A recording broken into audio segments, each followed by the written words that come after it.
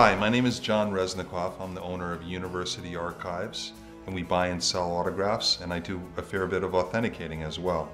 And today the subject is books, particularly signed books, and how to avoid buying signed books that are not authentic.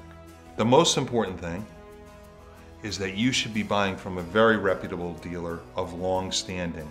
I recommend the American Booksellers Association. They have a list of dealers, and if a dealer is a member of that organization, you could be pretty sure that he's honorable and will stand behind what he sells. The other thing you could do, especially with tricky autographs like John F. Kennedy, is use a third-party authenticator.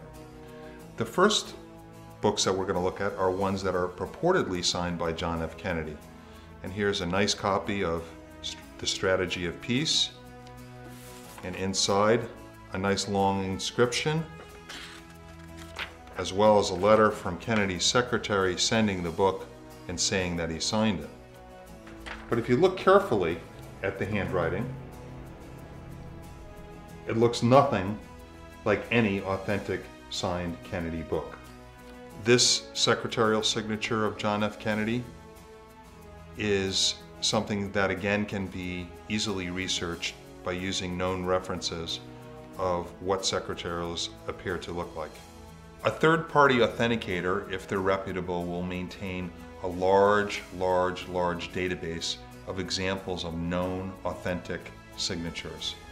And they will compare the question signature to the known examples. Myself, I even maintain a large database of forged examples, which I use in my reference collection and which you're looking at right now. And that's very helpful to me when determining whether something is authentic or not. Here's a book signed by Martin Luther King, purportedly. Where do we go from here? And right on the blank first page, a beautiful signature of Martin Luther King. This book, if authentic, would sell for probably upwards of $6,000 or $7,000. But this signature is secretarial, and I believe it was signed by his wife, Coretta.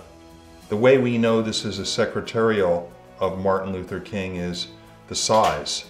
His real signature was quite a bit bigger, and you could compare what are his known real signatures to this and pretty quickly make an analysis. From there, we're going to step out into Great Britain, and we're going to look at this book, The Age of Revolution by Winston Churchill, with a beautiful purported signature of Winston Churchill on the first page. And this is a very skilled forgery. And I will say, be particularly careful with Winston Churchill, as I find him to be among the most forged names in the hobby at present. Secretarial signatures, of which we've gone over a few examples here, are not malicious. But I have a couple of pretty malicious forgeries right here to show you. So here's a particularly heinous and dangerous forgery. This fake Edgar Allen Poe signed book, somebody gave a lot of thought to this and really added quite a bit of color and depth to the forgery, and all kinds of notes throughout to try to fool somebody into believing that it's real, but it's not. And so how do I know this is a forgery? Well, I happen to know it's a forgery, and I happen to know who executed it. It was done by a forger named Joseph Cozy. And in my files, here is a letter, a known forgery of Joseph Cozy, and I was able to compare the handwriting here to the handwriting here and determine that he indeed was the person who perpetrated this forgery. Here's a book that has a very well executed forgery of Charles M. Russell, the great Western artist. The way I know this is a forgery is I have books that are known to be authentic that I can compare this writing to. But if you look at the signature, you could also know that it has, the ink is feathered a little bit. If you came up close to it, you'd see that the ink is feathered, and that happens when ink is applied to old paper. The old paper loses its structure and becomes more porous, and ink will spread a bit, as it has here. Feathering on a book, in almost all cases, there are exceptions, is a good indication that the signature was added non-contemporaneously to the book. This is the job I've chosen, and this is the hobby I love.